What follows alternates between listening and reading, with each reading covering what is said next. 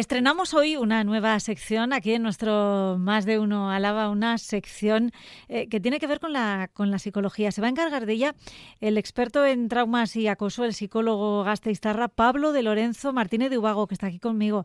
Pablo, buenos días y bienvenido. Muy buenos días, gracias por esta bienvenida.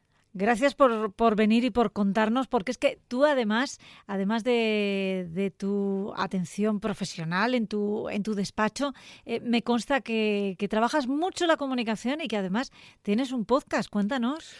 Bueno, sí, a principios de enero empecé el proyecto que está en iVoox y en Spotify, que se llama La mente y sus cicatrices, que trata principalmente de temas relacionados con temas psicológico, trauma, con psicopatología, y principalmente consiste en entrevistas, ya sea de profesionales de Vitoria. Si queréis mirar tanto en Spotify como en iVoox, sí, en las entrevistas veréis que hay profesionales de Vitoria que, bueno, no me han autorizado, así que no voy a comentar ahora, pero vale.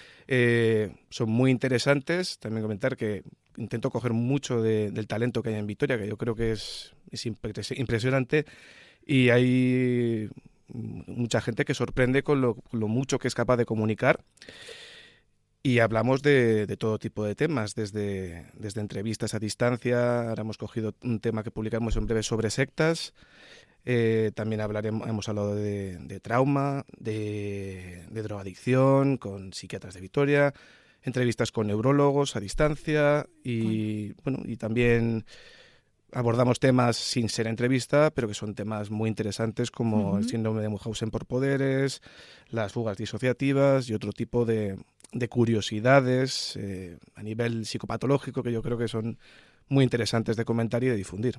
Claro, lo que tiene que ver con la mente y con sus cicatrices. Exactamente. Y hablabas de trauma, has repetido varias veces la palabra trauma, porque esa es tu especialidad, el trauma en general. Sí, es algo a lo que me he ido acostumbrando a trabajar. Yo, aunque trabajo con todo tipo de patología, excepto tema psicótico e infantil, salvo bullying, que bullying sí que cojo, me he ido acostumbrado a trabajar con víctimas ya sea de maltrato o de otro tipo de traumas, pero principalmente cojo traumatización por maltrato. Eso es lo que más suelo trabajar. Uh-huh. Bueno, así que si te parece, en esta sección vamos a tratar de acercarnos a la realidad más inmediata, es decir, lo que la actualidad nos vaya proponiendo, vamos a traerlo, si te parece, a esta mesa y a esta charla contigo. Así que, como la actualidad manda, que es una vieja sentencia del periodismo, sí. Hace poquitos días hemos tenido dos acontecimientos absolutamente traumáticos para quien les haya tocado vivirlo, como son dos catástrofes que prácticamente han coincidido en el tiempo. Una ha sido el terremoto de Marruecos y la otra ha sido el terremoto y las inundaciones, porque han sido dos catástrofes en una que han sucedido en Libia. Miles de personas... Sí, no me acuerdo el número exacto, pero... No lo sé, pero hay miles y miles de personas en Libia, al menos 20.000. En Marruecos creo que todavía están haciendo las cuentas. Los muertos iban por encima de los 3.000 y los desaparecidos de 5.000. Bueno, personas que, te iba a decir de la noche a la mañana, ¿no? En segundos ven cómo su vida se desmorona y los que sobreviven viven en otra realidad. Ya no hay nada de lo que ha quedado atrás. Claro, no solamente eso, sino la forma en la que su sensación de que el mundo es un lugar seguro y que al final vivimos en una constante ilusión de que... Sí, tu casa incluso es un lugar seguro. De que todo es seguro. Sí, de repente todo eso se va al traste. Y de una manera o de otra esa seguridad se pierde, y dependiendo qué personas va a aparecer lo que llamamos un cuadro de trastorno de estrés postraumático. Entonces, en estas personas que han vivido tanto los terremotos de Marruecos como el terremoto e inundaciones de Libia, que son eventos muy graves, sí que pueden presentar un cuadro postraumático.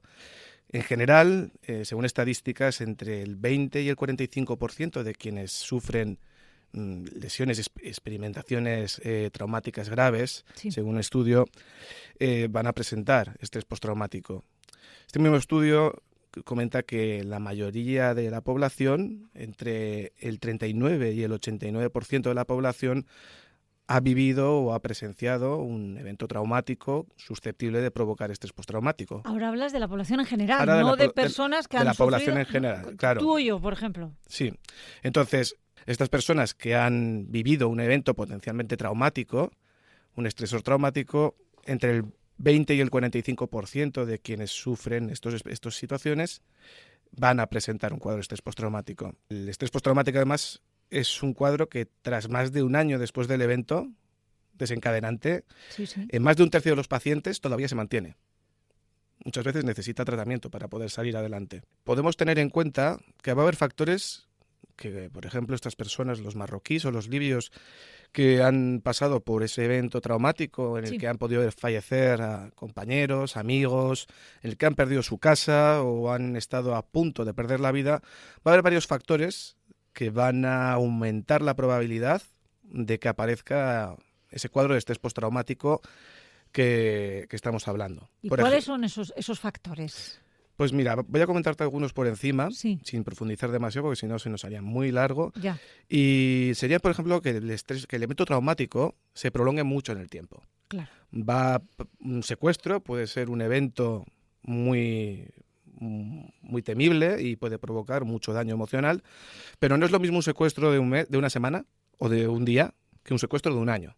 Claro. No es lo mismo estar sin ayuda tras los terremotos durante un día que tirarse una semana en un estado de anarquía abandono, absoluta. Sí, de anarquía absoluta y de abandono. Otro factor que es el tener poco o ningún apoyo social después del evento, esa sensación de abandono total. Estoy solo y ya. También sufrir estrés adicional después del evento, como la pérdida de un ser querido, que haya quedado lesionado después de claro, una ejemplo, catástrofe como lo que hemos visto. El hermano, la pareja, y un al familiar, final fallece. Exactamente, sí. Dolor o lesiones que no hagan más que recordar lo sucedido, la pérdida del empleo o la pérdida del hogar, que le ha pasado a mucha gente. Tener antecedentes de enfermedades mentales o abuso de sustancias, eso también empeora la posibilidad de desarrollar estrés postraumático. También diríamos que el género, las mujeres estadísticamente tienen más probabilidades de desarrollar un cuadro postraumático que los hombres. Vaya. Sí. También, importante es haber tenido traumas en la infancia. Hace que la posibilidad de desarrollar un cuadro postraumático sea bastante mayor que quien no ha tenido traumas en la infancia y desarrolla un apego o una vinculación segura. También...